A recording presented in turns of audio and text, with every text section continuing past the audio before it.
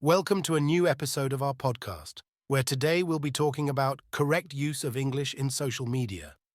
In this digital age, social media has become an integral part of our daily lives.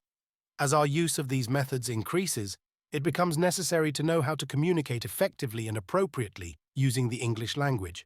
Therefore, we will review some tips for the correct use of English in social media. First, we must remember that English in social media is slightly different from the language used in formal writing. We should be more informal and closer to the style of everyday conversation. However, we should avoid excessive use of abbreviations and symbols, as they may be difficult for others to understand. Second, we must be careful about what we share on social media. You should avoid posting sensitive or private personal information about others without their permission. We should also avoid engaging in sarcastic or hostile discussions and hurtful comments. We should treat others with kindness and respect, even when we disagree with them. Third, we must respect the basic rules of the English language.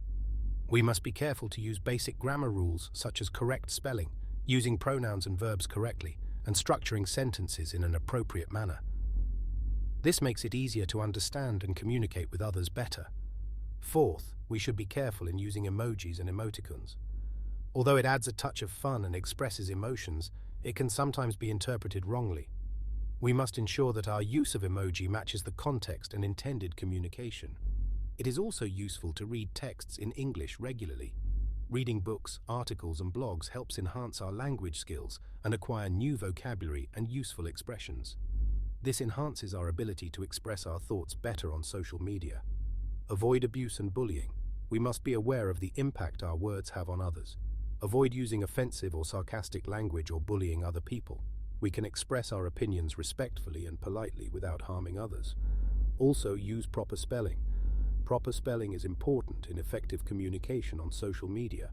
Use spell-checking apps to make sure words are correct before publishing them.